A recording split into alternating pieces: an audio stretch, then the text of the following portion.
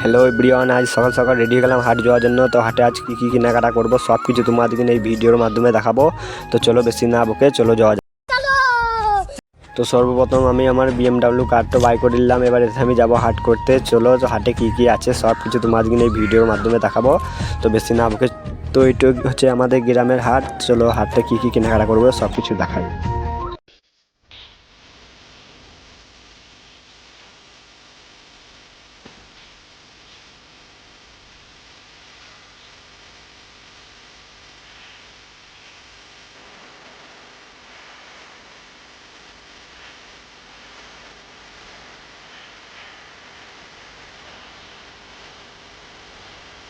তো আমার হাট করা শেষ হয়ে এবার কী কিনেছি সব কিছু ঝোলা আছে। চলো তোমাদের সব কিছু দেখা আগে।